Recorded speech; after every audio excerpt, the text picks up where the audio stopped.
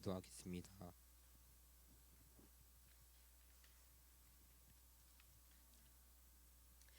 우리 이따 마지막에 부르려고 준비해놨던 찬양이 있어요. 우리 그 사랑 같이 함께 우리 그 사랑 찬양하고 우리 말씀 듣도록 하겠습니다. 함께 찬양하겠습니다. 그 사랑.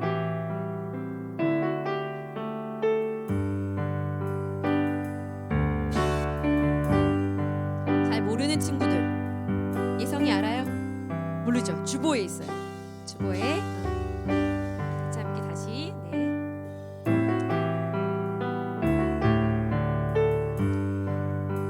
셋, 넷. 아버지 사랑 내가 노래해. 아버지 은혜 내가 노래해. 그 사랑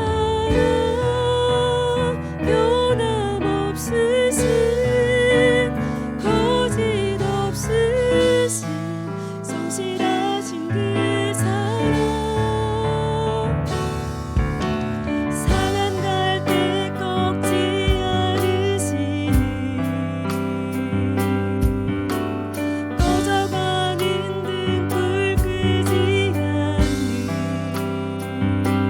그 사랑 변함없으신 거짓 없으신 성실하신 그 사랑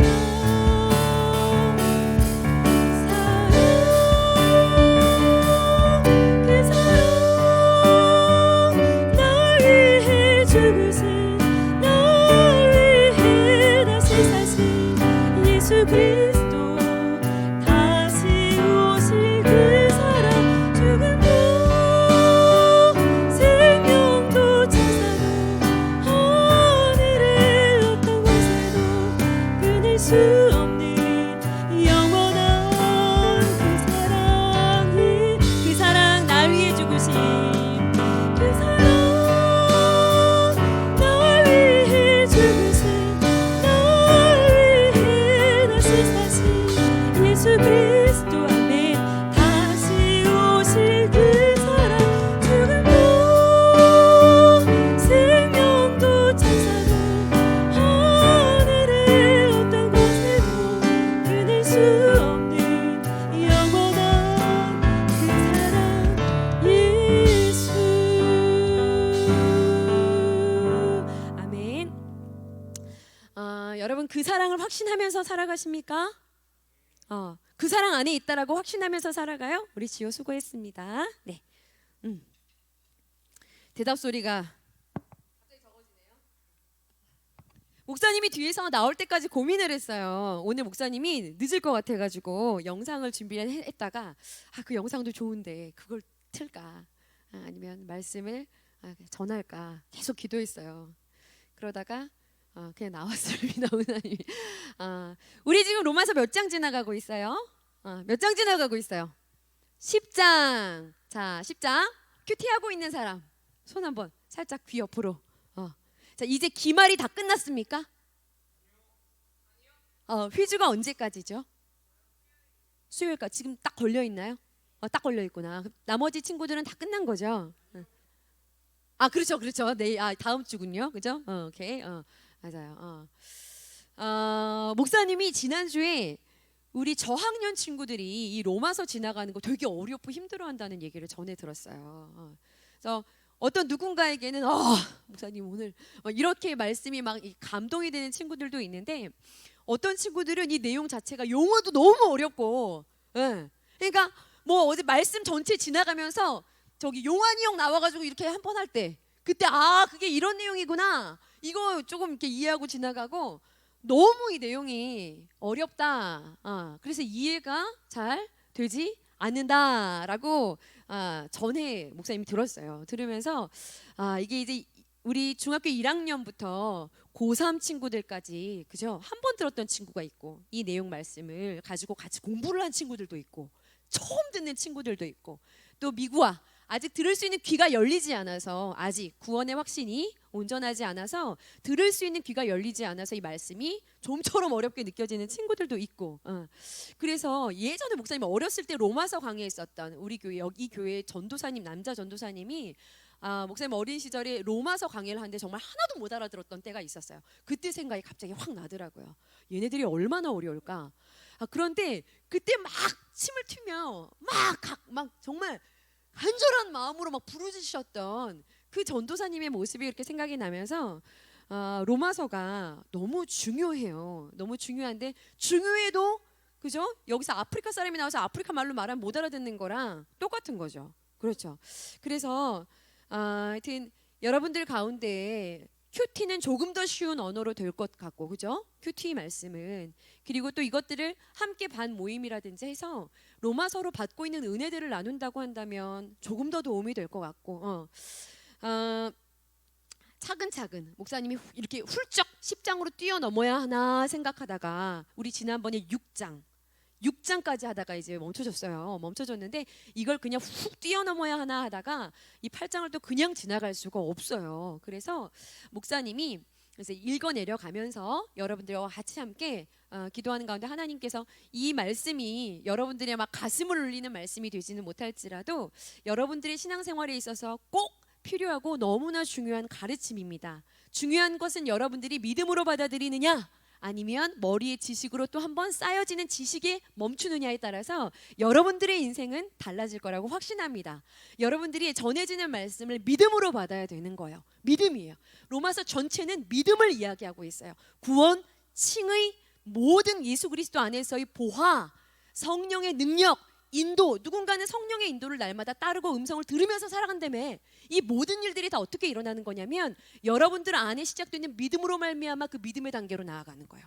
또 믿음을 통해서 그 다음에 믿음의 자리로 나아가는 거예요. 그런데 들을 때 전혀 믿음이 반응하지 않아요. 그럼 여러분들은 율법주의자와 똑같다라는 이야기를 9장에서 하고 있습니다. 자, 여러분 8장과 9장 내용은 되게 중요해요. 중요한데 한번 물어볼게요.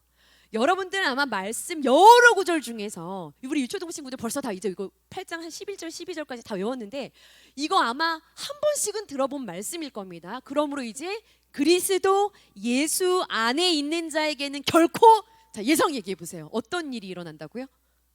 오! 박수. 와, 어떻게 알았어요? 예준이가 맨날 노래하는구나. 예준이가 집에서 예준이가 혼자 막 16절까지 다 외웠더라고요. 오케이. 여러분 분발합시다. 분발하세요. 예준이 지난주에 나 시키지도 않았는데 예준이가 예준아 잘 가 하더니 목사님 왜 했더니 그럼 우리 이제 그리스도 예수 안에 있는 자에게 결코 막 시작을 하는 거예요. 그래서 멈추게 하자서 그래 좋아 예, 대단해요. 그러므로 이제 그리스도 예수 안에 있는 자에게는 결코 정죄함이 없나니. 자, 여러분 한번 물어볼게요. 예전에 학생부 한 친구가 목사님한테 이런 얘기를 했어요. 목사님이 몇 년 전에 혹시 정죄의 괴물 그래가지고 유초등부 때 혹시 기억나니? 정죄의 괴물 스티커 붙이면서 게임하면서, 기억 안 나죠? 기억 안 나는구나. 더 이상 정죄의 괴물 스티커가 우리한테 붙지 않는다. 너 이번 주도 큐티 안 했어? 너 그래가지고 믿는 사람이 야 말 진짜 너 오늘 또 예배 안 나왔어? 너 또 지각했니? 야 너 그거 아직도 사랑이 안 돼? 너 여전히 간음죄를 품고 있니? 이런 죄를 정하는 그 정죄함. 야 넌 아직도 잘못했어. 너 그 죄에 대한 대가를 받게 될 거야. 그것에 대한 심판을 받게 될 거야. 이 정죄함을 당하는 일에 대해서 해방과 자유하는 일이 일어난대요. 자, 이 말씀이 로마서 8장에서 시작하고 있어요. 1절부터 4절 시작을 하고 있습니다. 어떤 학생 친구가 그 말씀이 선포됐었던 그날, 목사님 오늘 그 말씀이 너무 제게 위로가 됐어요. 그 친구가 굉장히 방황하는 친구예요. 굉장히 가끔 예배를 나오다 한 번 딱, 지금도 오늘 이 자리에는 없어요. 여전히 아직 학생분인데 생각해보니까 그 친구가 목사님한테 어려운 말씀이었는데 이 로마서를 지나가면서 정죄함이 없다라는 그 말씀이 너무 위로가 됐어요. 자, 여러분 이 정죄함이 없다라는 말을 헷갈리면 안 됩니다. 이 정죄함이 없다. 야, 너 이것도 못했고 저것도 못했고, 마치 내가 무슨 방어복을 입고 있는 것처럼 이것도 잘못했고 저것도 잘못했고 너 이것도 잘못했지, 이것도 잘못했지. 그래 나 잘못했어. 그래 나 잘못했어. 그런데 어떤 누구는 나한테 정죄할 수 없는 내가 사람이 되었다. 그러니까 마음껏 죄를 지어도, 마음껏 내가 어떻게 살아도 정죄함을 당하지 않는다, 이런 얘기가 아니에요. 굉장히 큰 착각을 할 수 있는 거야. 그때 그 친구가 그렇게 이야기할 때, 아 그래, 너무 그 말씀이 힘이 됐구나, 위로가 됐구나. 그리고 그 다음부터 그 친구가 하는 삶을 보니까 완전히 말씀을 잘못 오해하고 있었어요. 이 8장에 나오는 1절에 나오는 그러므로 이제 그리스도 예수 안에 있는 자는 결코 정죄함이 없다라는 말씀을 잘못 오해하면, 하나님이 마치 여러분들이 너무 예뻐서 너희들이 막 맨날 동교가 죄를 짓는데도, 반복해서 계속 죄를 짓는데도 제가 너무 예쁜 존재가 됐기 때문에 눈을 감아주신다, 이런 내용이 아니에요. 제가 계속 잘못을 하고 있는데 내가 그냥 눈을 감고 저것을 용인하고 있는 그런 내용의 말씀이 아니에요. 제가 계속 넘어지고 계속 죄를 짓고 있는데 그것을 그냥 간과하고 지나치고 있는 이런 내용이 아니에요. 그런 내용이 아니에요. 정죄함이 없다라는 말씀을 완전히 잘못 알고 있는 거예요. 자, 우리는 지난 시간에 연합의 비밀에 대해서 배웠습니다. 연합의 비밀이요. 연합의 비밀. 한번 물어봅시다, 여러분들에게. 여기 보면 그러므로 그리스도 예수 안에 있는 자에게는 결코 정죄함이 없대요. 자, 그리스도 예수 안에 있는 생명의 성령의 법이 너를 죄와 사망의 법에서 해방시켰대요. 자, 한번 물어볼게요. 여러분 자유합니까? 정죄함 없이 막 자유한가요? 해방감을 느끼냐 한번 물어볼게요. 어떤 사람한테 정죄함이 없다라고 여긴 얘기하고 있어요? 어떤 사람한테 더 이상 야 너 이거 잘못했어, 그것이 그 죄에 대한 대가를 받지 않는 거야. 정죄함이 없는 그 대상, 어떤 사람이 그 복을 누린대요? 얘기해 보세요. 이거 이미 지나간 내용을 다시 사도 바울이 여기 8장에서 잘못 알아들었을까봐 다시 얘기하고 있는 거거든요. 근데 이거 너무 중요한 거야. 이 말을 그리스도인들이 너무 잘못 오해를 해요. 그래서 예수님을 믿고 나서 막 살아요. 어차피 죄 용서할 거니까, 어차피 난 이제 정죄함이 없으니까. 그 친구가 그렇게 받아들였어요. 어차피 내가 계속 죄를 져도 용서하실 거니까, 어차피 내가 계속 죄를 반복해서 지고 실수하고 넘어져도 난 더 이상 정죄함이 없으니까. 그래서 막 찬양해. 더 이상 정죄함 없네, 막 찬양해요. 완전히 오해하고 있는 거예요. 어떤 사람에게 정죄함이 없다라고 말하고 있어요? 여러분이 이해한 대로 한번 얘기를 해보세요. 어떤 사람? 주유야, 이 말이 이해가 돼요? 안 되죠. 어렵죠. 하늘이 어떤 사람한테 정죄의 스티커가 붙지 않는데? 어떤 사람? 네, 크게 얘기해 보세요. 괜찮아요. 크게 얘기하세요. 괜찮아요. 근데 이거를 알아야 돼. 로마서 지나가면서 이거는 핵심이에요. 네, 다 핵심이에요. 네, 크게. 믿음이 있는 사람? 어떤 믿음? 선아. 지난 시간 없었죠. 수민이. 네. 웃고만 있어요. 자, 진현이.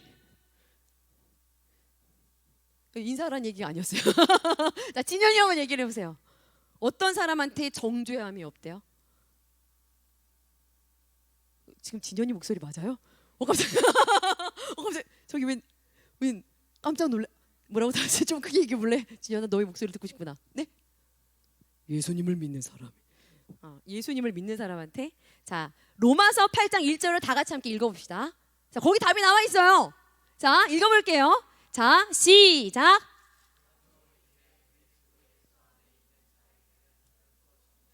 자, 어떤 사람에게 없다고요? 그리스도 예수 안에 있는 사람에게 정죄함이 없는 거예요. 내가 예수를 믿는데 세상 가운데서 마구 살아요. 교회를 왔다 갔다 하는데 내 마음대로 살아요. 그런 사람한테 정죄함이 없다는 얘기가 아니에요. 어떤 사람한테 정죄함이 없냐면 그리스도 예수 그 안에서 살아가는 사람한테 정죄함이 없다는 거예요. 자, 그리스도 예수 안에 살아가는 사람을 어떤 사람이라고 하냐면 2절에 보세요. 2절. 생명의 성령의 법 안에서 살아가는 사람이래요. 어려운 말이죠. 성령님이 들어가서 살고 있는 사람이라는 뜻이에요.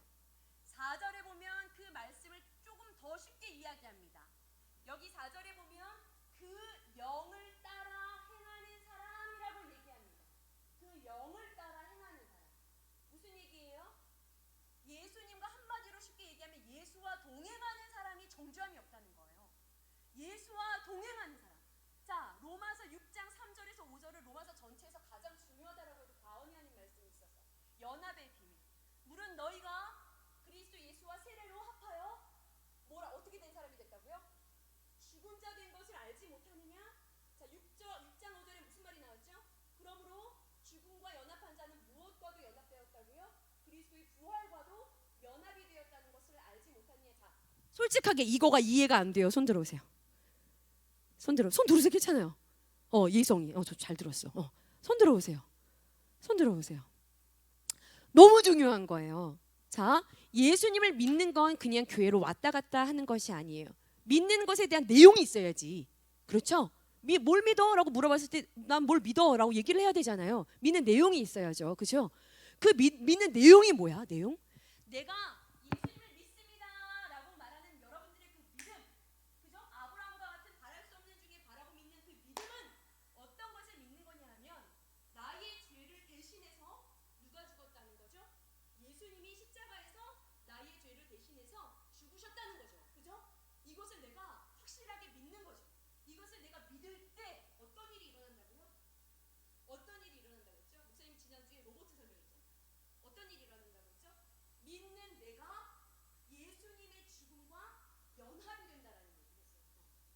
자, 6장 3절이에요. 예수님의 죽음과 연합이 되어서 나의 죄가 함께 죽은 겁니다. 무슨 얘기인지 알아요? 그러니까 더 이상 나한테 뭐가 안 붙었어요? 지난주에 그림으로서 목사님이 해줬죠? 죄의 스티커가 붙었어요? 안 붙었어요? 안 붙었어요. 내가 죄에 대해서 이미 죽은 자가 되었기 때문에 더 이상 입맛이 죽은 사람이 음식을 앞에 갖다 놔도 욕구가 일어나지 않는 것과 똑같은 증상인 거예요. 무슨 얘기인지 알아요? 내가 죄에 대해서 이미 죽은 자가 됐기 때문에 어떤 죄의 유혹이 와도 그 죄에 대해서 더 이상 반응을 안. 예를 들면 박원순 시장이 죄를 졌어요. 그렇죠? 그런데 그 사람을 향해서 이런 죄를 졌어, 저런 죄를 졌어, 아무리 고발할 내용들을 가지고 찔러대도 이게 해결이 돼야 안 돼요? 안 돼. 왜요? 박원순이 죽었기 때문입니다. 박원순이 죽었기 때문에 더 이상 어떤 고소의 내용들이 효과를 발휘하지 못하는 것과 똑같은 거예요. 김은혜가 예수를 믿는 순간 나는 죄에 대해서 죽은 자가 되는 거예요. 그러니까 어떤 죄에 대한 제목을 붙이려고 해도 더 이상 붙일 수 없는 자가 되었다는 거예요. 그거 좀 어렵다. 그게 믿음으로 가능하다. 네, 믿는 사람에게 그런 일이 일어났다라고 얘기하고 있어요. 너희들은 그 사실을 알지 못하느냐라고 얘기하고 있어요. 자, 그런데 이런 일이 가능한 자는 5절에 보니까 6장 5절에 보니까 어떤 일이 일어났대요? 예수님이 죽음을 이기고 부활하실 때 부활하신 그 영, 예수님의 부활하신 그 부활에도 연합을 하게 되었대요. 무슨 얘기인지 압니까? 예수님을 부활하게 하신 분이 뭐예요? 하나님의 영이에요. 성령. 그 성령이 예수를 믿는 그 믿음을 가지고 있는 자 안에 들어와 그의 육체를 부활하는 부활의 삶을 살아갈 수 있는 육체로 새롭게 완전히 바꿔놓았다라는 이야기예요. 여러분. 근데 이게 너무 중요한 거예요. 이게 예수를 믿는 거예요. 이게 예수 안에서 살아가는 거예요. 이게 영을 따라 살아가는 거예요. 이게 예수와 동행하는 삶인 거예요. 이게 생명의 성령의 법 안에서 사는 자이고, 이런 자에게 죄를 정함이 없는 일이 죄에 대해서 완전히 해방된 자가 된 거예요. 이게 이해가 돼야 되는 거야. 그러니까 여러분들이 예수를 믿을 때 이 일이 여러분들에게 일어났다라는 것을 이야기하는 거예요. 무슨 얘기인지 알아요? 이런 거 있잖아.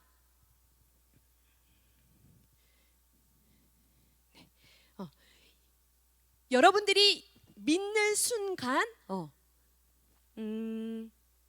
비행기를 타고 어디 여행을 가는데 시키지 않았는데 음식이 나오는 거예요. 이거 음식 저희 안 시켰는데요? 왠지 텍스 붙을까봐 확인을 했어요. 그랬더니 내가 낸 그 값에 다 이게 포함이 풀옵션으로 포함이 되어 있었던 것과 같이, 여러분들이 이것을 받아들이든 받아들이지 않든 여러분들이 믿음을 가진 순간 여러분들에게는 그 연합이라는 비밀 안에서 놀라운 일이 일어났다는 거예요. 그런데 이것을 알고 누리는 사람은 어떨까요? 마음이 완전히 다르겠죠.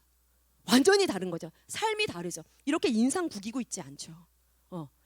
여전히 육신에게 끌려서 육신의 소욕에 끌려다니면서 성경에 보면 대마나 이 세상이 좋아서 세상으로 완전히 육신의 일들을 처음에는 성령으로 시작했다가 육체로 망한 사람들의 이야기가 나와요. 갈라디아 교회. 이런 신세가 되지 않는 거예요. 갈라디아 교회 3장 쭉 내려가다 보면 사도 바울이 너희가 성령으로 시작했다가 육체로 망하려느냐? 너희들이 믿음으로 아멘 하는 순간 새로운 존재가 되었다는 거예요. 그런데 그 사실을 알지 못하는 거야. 갈라디아 교인들이 모르는 거예요. 그걸. 그리고 날마다 육신의 소욕이 일어날 때 그것에 이끌려 살아가니까 자꾸 그런 선택을 하니까 결국엔 망하는 자들이 되었다라는 거예요. 이게 되게 어려운 내용인 것 같은데 어려운 내용인 것 같죠. 그게 너무 중요합니다. 그러니까 죄에 대해서 해방되고 완전히 자유해졌다라는 것은 하나님이 죄를 여전히 짓고 있는데 이제는 천하가 예쁜 존재가 됐기 때문에 눈 감아준다든지, 제가 여전히 죄를 짓고 있는데 이것을 묵인한다든지, 아니면 그냥 용납하기 때문에, 아니면 제가 완전하게 이제는 율법을 지킬 수 있는 존재가 됐기 때문에 내 자녀가 됐으니까 그래서 죄에서 해방된 게 아니에요. 죄에 대해서 죽어서 해방이 된 거예요. 무슨 얘기인 줄 알아요? 죄에 대해서 완전히 죽은 존재가 되었어요. 그리고 예수의 부활과 합하여져서 부활하신 성령이 선하 안에 들어가 살게 되었다는 것을 말합니다. 그러니까 믿음으로 구하면 성령 하나님의 탄식을 선하는 누릴 수가 있는 거예요. 성령 하나님의 그 마음을, 하나님의 마음을 공감할 수 있게 된 거예요. 이것을 거듭남이라고 합니다. 요한복음 3장에 나오는 그 니고데모가 와서 예수님, 어떻게 해야 하나님 나라를 갈 수 있습니까? 네가 다시 태어나야 된다. 네가 지금까지 했던 율법의 모든 것들은 다 영이야. 믿음으로 네가 거듭나야 되겠다. 어떻게 이런 일이 있을 수 있겠습니까? 육으로 난 것은 육이지만 영으로 난 것은 영이야. 이 말을 네가 이해하지 못하냐? 너가 이 말을, 왜냐하면 구약 성경에서도 계속 영에 대한, 성령에 대한 이야기를 하고 있거든요. 네가 율법을 가르치는 자로 이것을 이해하지 못하느냐? 그러면서 사람이 물과 성령으로 새롭게 태어나지 않으면 절대로 하나님 나라를 볼 수 없느니라. 절대로 하나님 나라를 들어갈 수 없느니라. 그러니까 여러분, 무서울 수 있겠지. 성령, 나는 방언 못하는데, 나는 성령, 나는 그런 막 어떤 막 놀라운 막 이런, 나는 그런 게 아직 없는데, 그죠? 그런데 여러분들 이제 가끔 이제 말씀을 전하는 분들이 여러분들 예수 믿으면 다 선물 받은 자입니다. 그렇게 아세요? 라고 말할 때 조금 뒤에서 가슴이 오싹할 때가 있습니다. 있어요. 정말 여러분들이 정말 여러분들 더 이상 정죄함이 없습니다 할 때 오싹할 때가 있어요. 어떤 자에게? 예수 안에 사는 자에게, 성령으로 완전히 거듭난 자에게, 영을 따라 살아가는 자에게 이런 일이 일어나는 거예요. 죄한테서부터 해방, 성령이 이 안에 들어가서 삶으로, 여기 8장 4절에 나오는 율법의 요구를 넉넉히 이루어드리는 삶을 살아낼 수 있는 새로운 존재가 됐다는 거예요. 잘 보세요. 여러분들 죄를 짓습니다. 그러면 얘기해요. 야, 너 왜 이렇게 했어? 몰라서 그랬어요. 그래서 뭘 줬어요 하나님이? 그래서 율법을 줬습니다. 자, 그래, 몰라서 그랬어. 이 율법을 이제 지켜 하고 율법을 줍니다. 그런데 시간을 지나 보니까 여전히 죄를 지어요. 왜 또 죄를 짓는 거야? 라고 말하니 지킬 힘이 없어서 연약해서 못 지켰어요. 알고도 못 지킵니다. 그게 우리 인간이에요.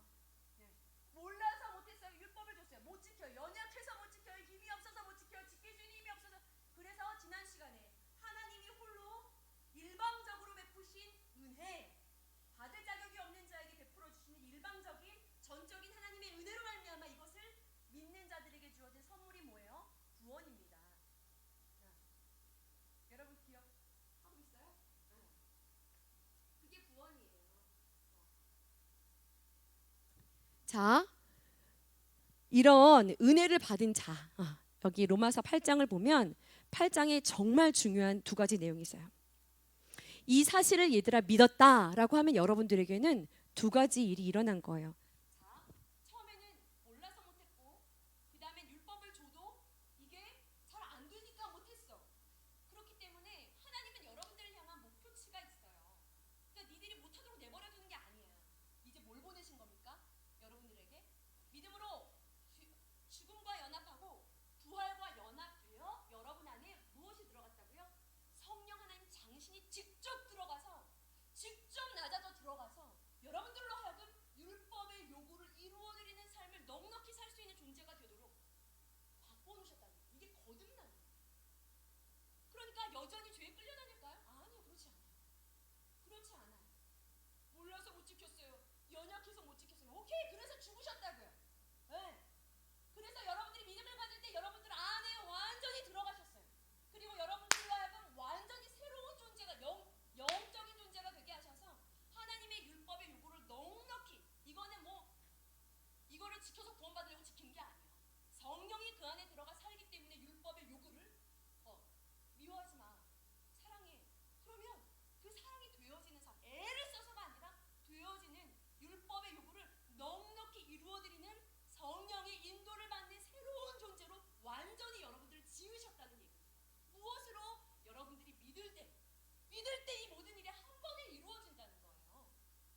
그러니 이것을 믿는다는 것과 알고만 있다는 것은 굉장히 놀라운 여러분들의 삶의 차이를 갖고 오는 거죠.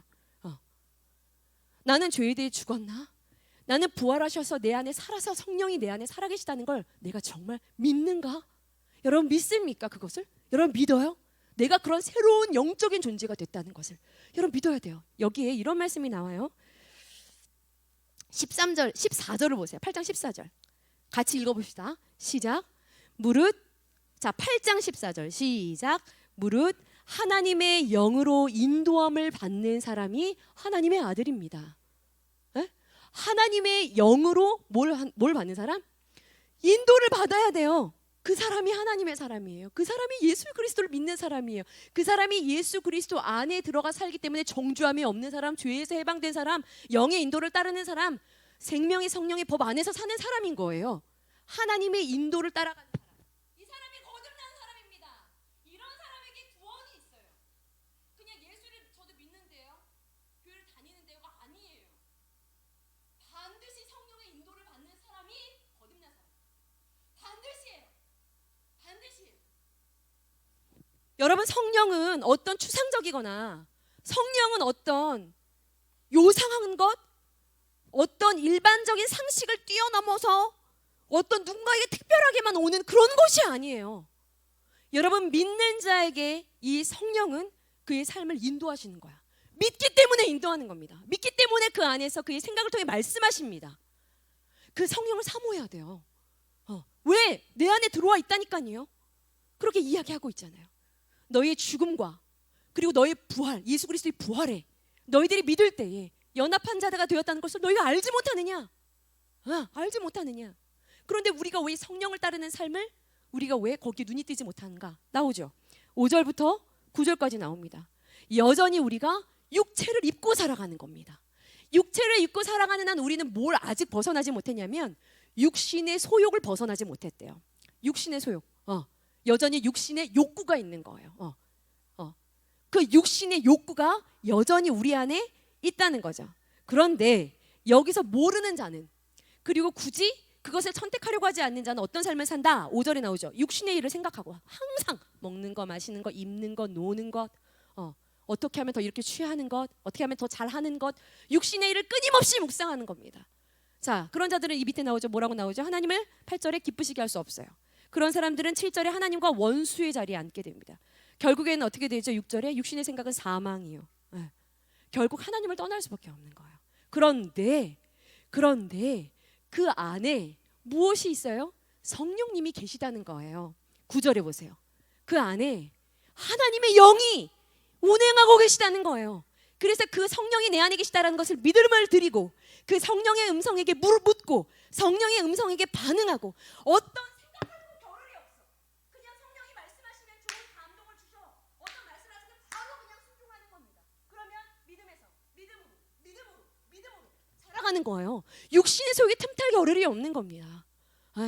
성령의 인도를 받는 삶인 거예요. 목사님이 학생부에 민우가 우리 미국에 갔었잖아요. 그죠? 미국에. 다시는 한국에 안 올 줄 알았는데. 그렇죠? 네, 안 올 줄 알았어요. 목사님 다 얘기할 수는 없고 안 올 줄 알았어요. 안녕 할 줄 알았어요. 그런데 가서 이제 거기서 대학까지 갈 줄 알고 학교도 다 끝내고 이제 간 건데 코로나 때문에, 그죠? 너무나 짧게 있다 다시 돌아오게 됐죠. 그리고 다시 또 돌아갈 계획을 갖고 있었어요. 2차 계획을 갖고 있었어요. 또 3차 계획을 갖고 있었어요. 그런데 그게 다 뜻대로 되지 않았어요. 결국엔 최종 통보가 왔어요. 들어갈 수 없다라는 통보가 왔어요. 그러니까 이제는 학교도 이제 끝을 냈기 때문에 뭐 어떻게 다시 들어가려면 힘들어지는 거예요. 그러니까 이제 뭔가를 알아봐도 1학년부터 다시 들어가야 되고 어려움들이 많으니까 이제 몇 가지 안을 선택해야 되는 그런 자리가 있었어요. 그래서 부모님이랑 이제 통화하고 이제 막 그러면서 몇 가지 선택 중에서 부모님이 원하시는 선택 코스가 있는 거예요. 부모님이 원하시는, 민우가 원하는 코스가 또 있는 거예요. 그래서 이제 어머니가 원하는 코스대로 이 아이를 끌어주십사 전화를 하신 거예요. 근데 목사님이 어머니에게 예수 그리스도를 전하고 전화를 끊고 상담 날짜를 잡으면서 너 기도해 라고 이야기했어요. 왜냐하면 목사님은 그죠? 아니 생각을 해봐. 계획을 아무리 갖고 있어도 길이 내 마음대로 가지니? 아니에요. 내가 계획을 한 대로 여러분 사라지는 사람 있어요? 아무도 없어요. 아무도. 무슨 얘기예요? 길은 내가 주인이 아니라는 거예요. 그거 주인이 내가 아니에요. 자, 그거를 우리가 경험했잖아요. 민우를 통해. 그죠? 그런데 또 계획을 갖고 가면 이거 또 뒤집어질 건데. 그렇게 해서 인생을 낭비하고 싶지가 않은 거예요. 그러니까 민우의 계획도 아니고 부모님의 계획도 아니고 성령께서 이 아이를 향한 어떤 계획과 인도가 있는지를 물어. 나도 묻자. 그리고 나서 기도한 다음에 만나 이야기를 하자. 그리고 나서 이야기를 했어요. 그런데 정말 놀랐어요. 기도했더라고요. 1안, 2안, 3안이 있었어요. 그 중에 제일 누가 봐도 선택을 하고 싶지 않은 게 3안이 있어. 3안. 그게 3안이야. 3안. 그런데 이거냐 저거냐를 다 떠나서 목사님은 기도할 때 하나님 주셨던 마음이 있었어요. 딱 한 문장으로 난 이거 이야기해야지. 그러면 민우한테. 그리고 이제 민우를 만났어. 민우야 너 기도했니? 자 너의 마음이 어때? 하는데 이 아이가 탁 터트려서 이야기를 시작하는 그 내용이 목사님이 소름이 돋았어요. 왜? 내가 받은 하나님의 음성과 동일한 똑같은 음성을 받았어요. 조금 더 많이, 더 구체적으로. 그래서 얘기 시작할 때 스탑. 야 너 결정 끝. 더 이상 얘기할 게 없다.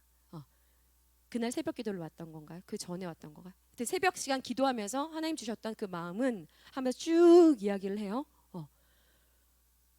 자, 그래서 가장 가고 싶지 않은, 인간적으로 보면 진짜 어려워요. 그 3안을 선택을 해서 들어가게 됐어요. 자, 제일 가고 싶지 않은 데를 선택해서 간다는 건 내 의지입니까? 아니면 성령께 순종하는 겁니까? 그건 순종이야. 누가 봐도. 왜냐하면 정말 들어가기 쉽지 않은 자리거든요. 거기를 다시 들어가게 되는 거예요.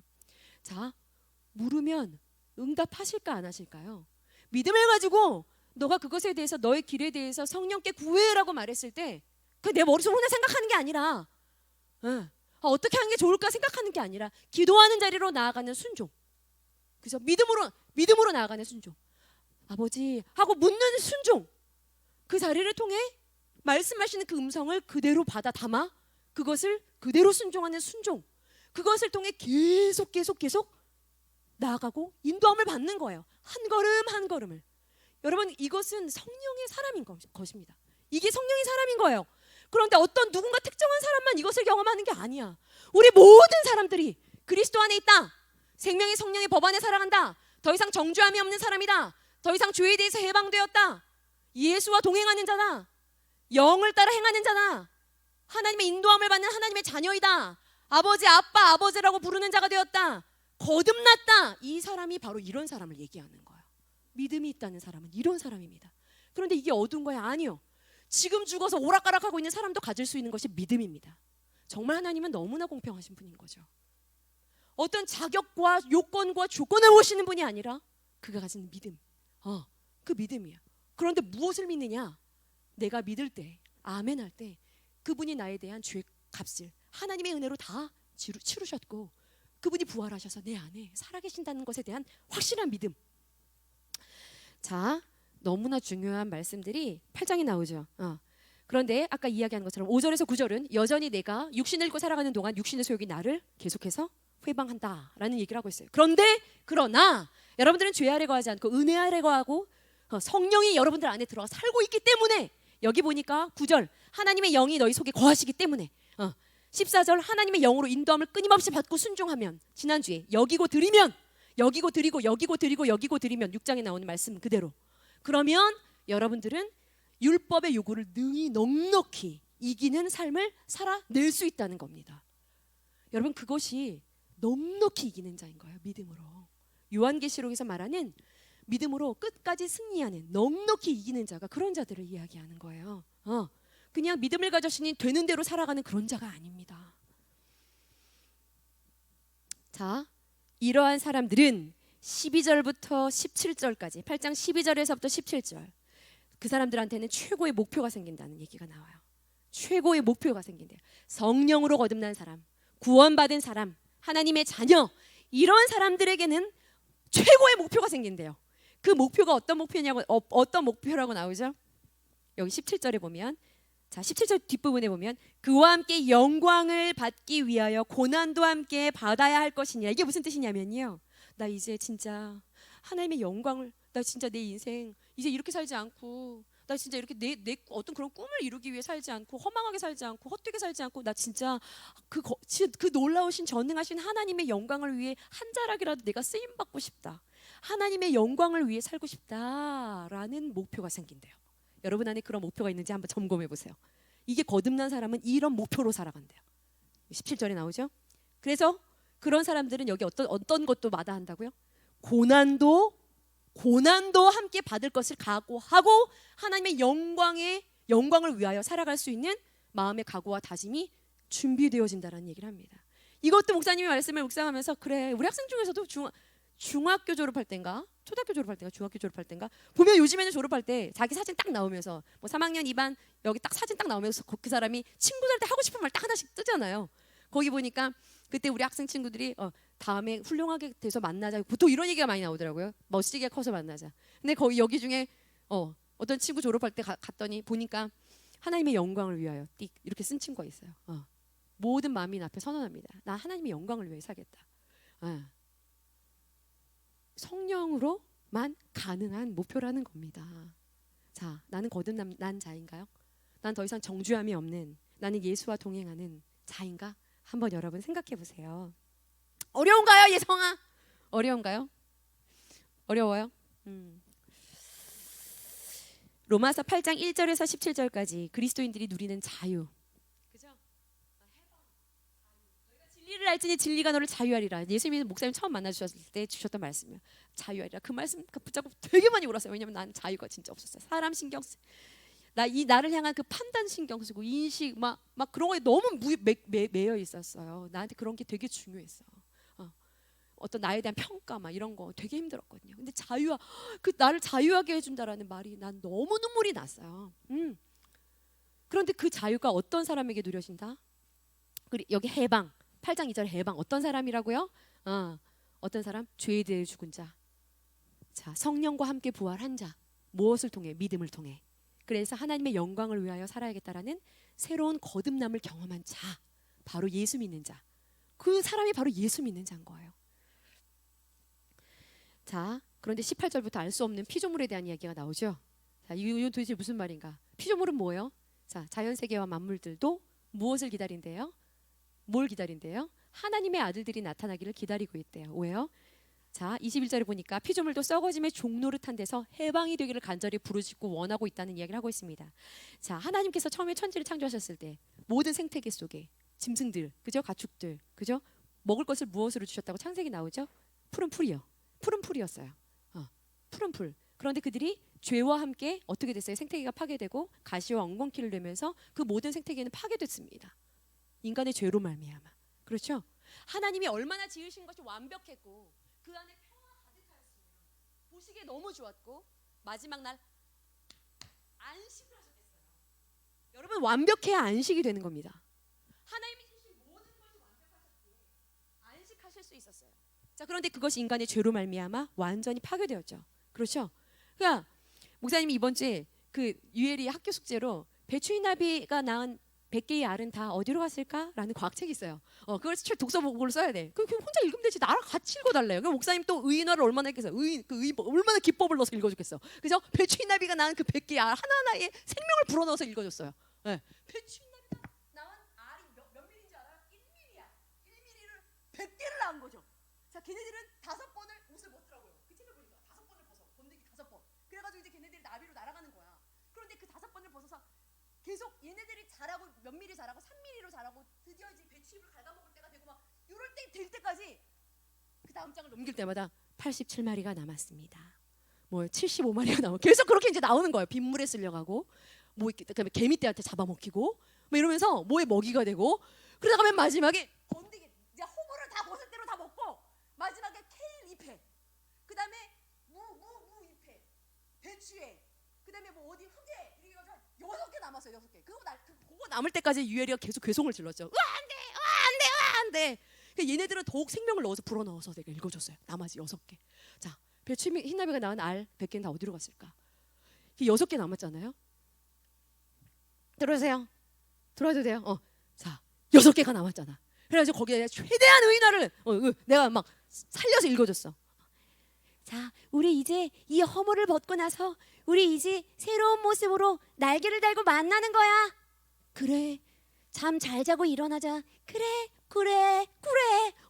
자, 그런데 그 다음 장 딱 넘겼는데, 야, 번데기 안에 벌이 날아가가지고 그 안에다 팍 알을 쏘려고 그 번데기를 뜯고 들어가더라고요.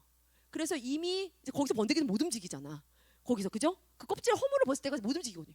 근데 그 안에다가 알을 낳고 그 알들이 그 안에서 걔네들 다 파먹는 거야. 그 번데기를 꽉 파먹는 거야. 벌이 탁 들어가는 그림 보는 순간 막 난리가 났어요. 막 난리가 난 거죠. 자, 그런데 그 다음 장 딱 넘겼더니 그 번데기가 죽고, 그 번데기는 죽었어. 그 테일이 붙어있던 번데기는 죽었어. 그리고 거기서 번데기가 딱 까지면서 그 벌이 낳은 그 애기 새끼 벌들이 한 100마리가 나온 거야. 꼬물꼬물 나오면서 그걸 또 내가 예쁜 목소리를 읽어줬죠. 안녕. 고마워 번데기야. 맛있게 먹었어. 너 때문에 살 수 있었어. 그랬더니 유혜리가 그걸 보면서 그래, 살아야지. 그래, 살아야지. 그러는 거예요. 그래서 목사님 그랬지. 그래, 살아야지. 유혜리한테 꿀을 주지. 아, 맞다. 그 책을 보니까 너무 사랑했는데 서로 싸우고 뜯고 죽이고. 여러분 생태계를 한번 생각해 보세요. 왜 죽이죠? 왜 처참하게 뜯죠? 네.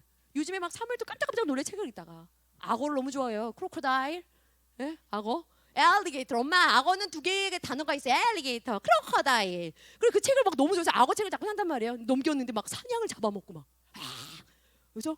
막 얼룩말을 막 잡아먹는 거 보면서 얘 막 너무 놀라는 거. 왜 잡아먹죠? 살아야 되니까. 네. 살기 위해, 살아남기 위해 죽여야 하고, 살아남기 위해 밟아야 되고, 이것은 생태계 속에서도 마찬가지로 끊임없이 계속해서 일어나고 있는 일들이라는 거예요. 처음에 창조 때는 그러지 않았다는 거죠.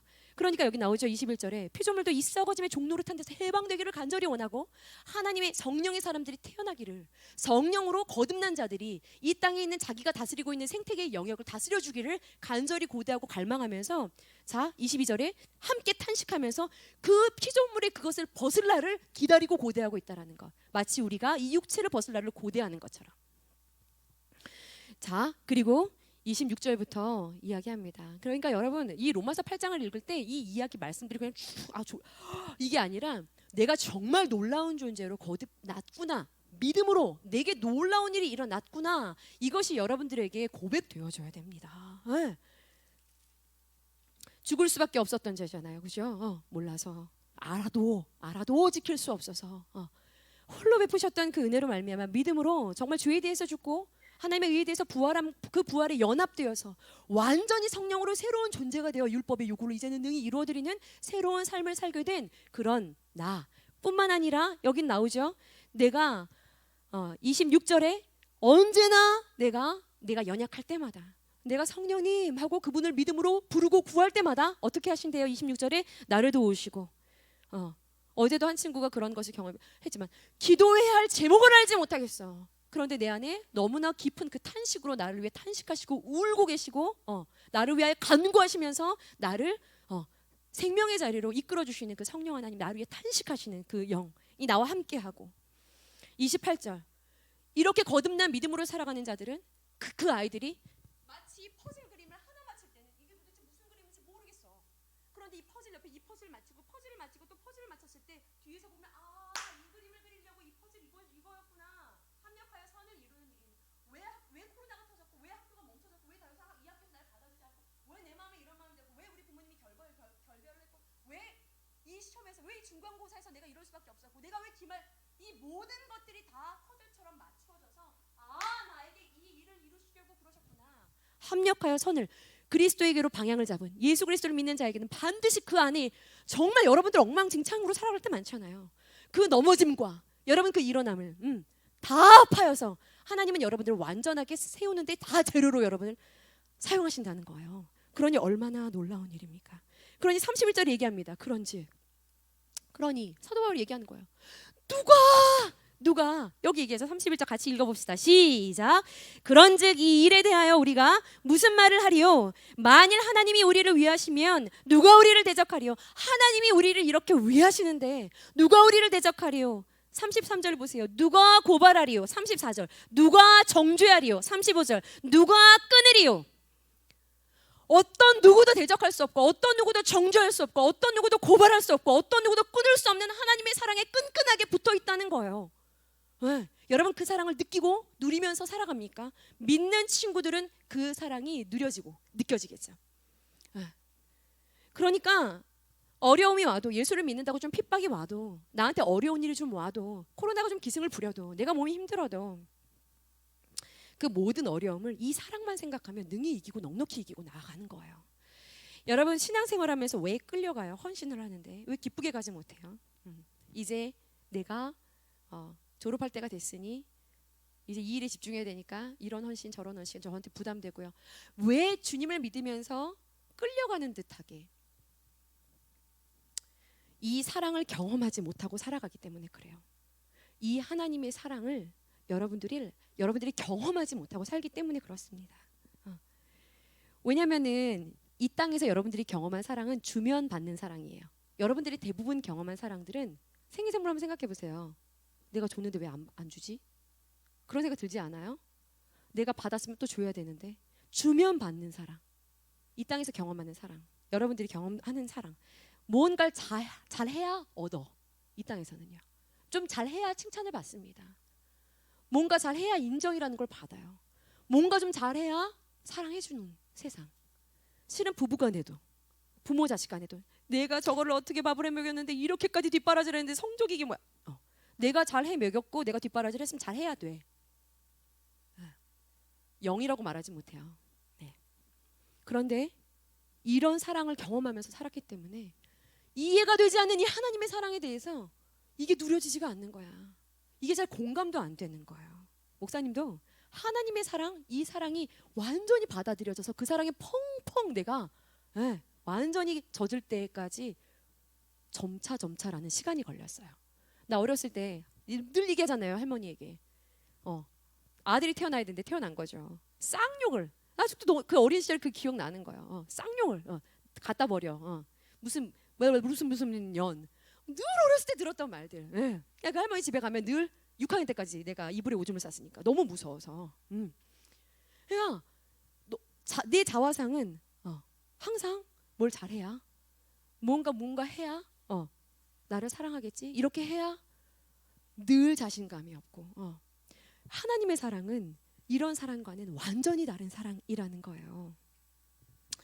그런데 그런 생각이 들었어요. 이 사랑을 여러분들 한 번에 만약에 예를 들어 누군가를 입양했다고 생각해 보세요. 완전 거지처럼 살던 아이를 입양해서 딱 완전 이런 곳으로 완전히 다른 존재가 되게 딱 갖다 놨어요. 그런데 얘가 딱 눈 뜨자마자 한 번도 불러보지 못했던 부모님들한테 막 이런 자기와는 전혀 다른 신분의 부모님한테 어머니 아버지 안녕히 주무셨습니까? 오늘의 반찬은 무엇입니까? 오늘 제가 누릴 코스는 무엇이? 이거는 완전 너무 징그럽죠. 그죠? 신분이 바뀌었지만 야 첫날은 자기 방을 좀 한번 누려보고 그죠? 그 다음 날은 나가서 야 이게 내가 이제 살지 복도구나. 저분이 우리 부모님 안 떨어져 입이 아빠 이렇게 아빠 될 때까지는 시간이 좀 필요하겠죠. 그렇게 안 살았으니까. 그런데 사도 바울이 얘기하는 거예요. 사도 바울이 에베소서 5장과 골로새서 3장에 너희가 이 하나님의 너희를 향한 사랑을 깨달으면 그 사랑의 높이와 깊이와 길이와 너비를 깨달으면 하나님의 모든 충만한 것이 너희한테 충만하다. 너희들은 제발 이 사랑 받는 자처럼 해 라고 에베소서 골로새서 동일하게 얘기합니다. 너희들은 제발 사랑받는 자처럼 행동해. 하나님의 놀라운 사랑을 받고 있는 자녀처럼 행동해 라는 얘기를 합니다. 엄청난 사랑을 받고 있다는 거예요. 그런데 그 사랑이 어두운 방 안에 있다가 문을 열면 그 빛이 눈부셔서 문을 활짝 못 여는 너무나 거대한 하나님의 사랑을 조금 맛봐도 사람이 인생이 달라지는데 그 거대한 사랑이 누려지지가 않고 보여지지가 않고 느껴지지가 않으니까 여전히 흑암 가운데서 내가 이런 존재인 줄 알고 살아가고 있는 불쌍한 우리 인생. 하나님 내가 그 사랑을 맛보길 원합니다. 여러분 그것을 기도하라고 사도 바울은 이야기합니다.